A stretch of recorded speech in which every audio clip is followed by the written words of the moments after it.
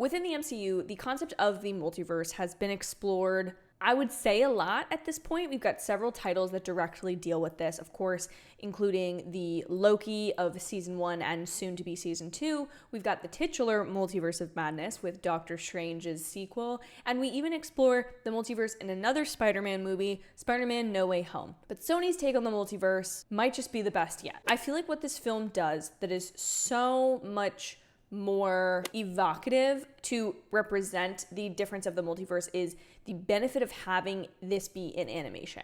When you're able to make every universe look distinctly different through the type of art style, the color script rules that you are using, the actual like rendering of your characters being slightly different depending on the multiverse in which they occupy or they're from, that changes the game.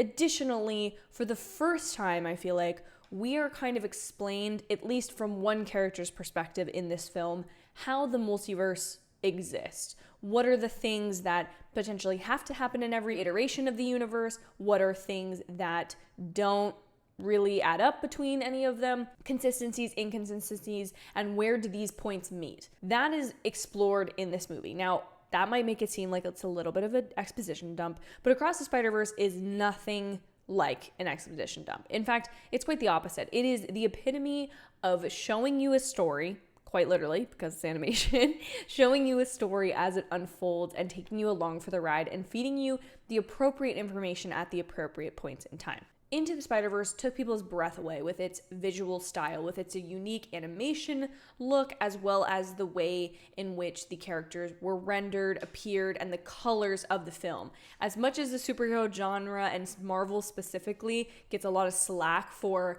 a lackluster and desaturated color grading, Across the Spider-Verse said, give us everything you've got, every color imaginable. We're going to put it in this movie, and we're going to show it in the style of acrylics when we're in Gwen Stacy's universe, and it's going to be way more pastel, and things are going to be a lot more abstract. And then in Miles' universe, everything looks rendered like it's a three-dimensional animated movie a la Pixar or Disney, yet it's got this like overlay of a comic book, all the little tiny circles making up the colors. You name it, this film strives to do it. Not only in its visual style, but in the plot as well. The film takes risks, and that makes it such an interesting film to watch. It really explores all the possibilities of the multiverse. Like, as much as it's been fun to see different iterations of Loki or versions of Doctor Strange where it's evil, in much the same vein as What If is able to explore kind of the most extreme possibilities of the MCU, Across the Spider-Verse does that for Spider-Man. Every iteration of Spider-Man, you see a snippet of them,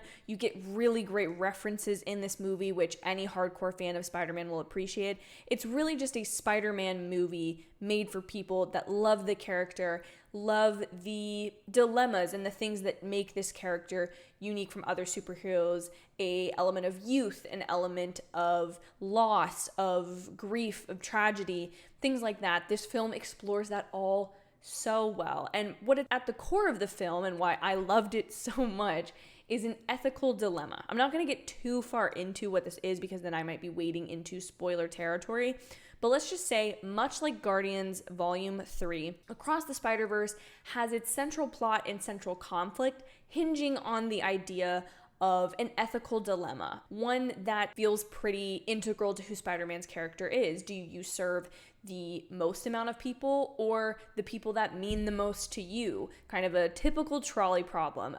The whole time I was watching this movie, for some reason, I couldn't get The Good Place out of my head. So if you're a fan of The Good Place or of this, I would recommend for the ethical dilemma and the humor. Also feels like weirdly kind of similar. Maybe I'm kind of stretching and striving there. When you have an ethical dilemma at the center of your protagonist and antagonist's dilemma and conflict, you are forced as an audience member to think things through from both perspectives, to consider who is doing the most right thing. And in some cases, that answer is not easy, and that's the cool thing that this film explores without being, again, too heavy. It first and foremost is a Spider-Man movie, and even more so, focuses on Spider-Gwen and Miles Morales. Those are our two, much like the first film, those are our two people that we really get to like get the meat and potatoes of their story, of their life. Of course, they're not new characters to us, but we get to explore them in new situations, see how their lives have changed since the first film. And I felt like it was a very natural transition from the first film that you get to see in this movie. One thing, if I could give somebody like my biggest takeaway from the movie, and y'all are gonna call me out in the comments for this, is this movie is a part one. Now, I remember this being announced when the initial like teaser came out. I had a reaction on my channel because I think I even referenced Spider-Man 2099 being a Venom variant potentially. I remember it being a part one then, but that's kind of been, at least to my eye, lost a little bit in the marketing. And so it was very abrupt for me when the movie ended where it did.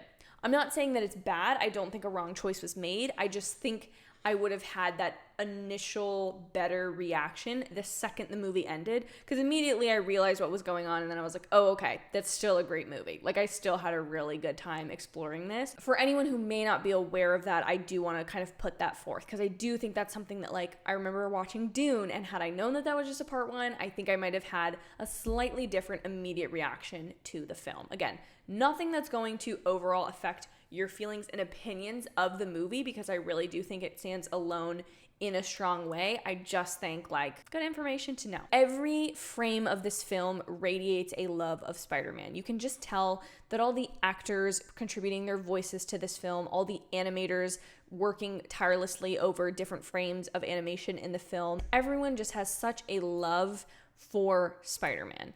And I really believe that Sony may not have the greatest track record with live action Spider-Man trilogies and the way that they try to plot those. However, in the Spider-Verse scenario, when they are able to kind of cherry pick different stories, add and build the lore when they want to, create compelling characters, not only in their design, but in their character, their literal, like, who they are. Really enjoy the way that this film honors the legacy of Spider-Man and how important and iconic this character really is.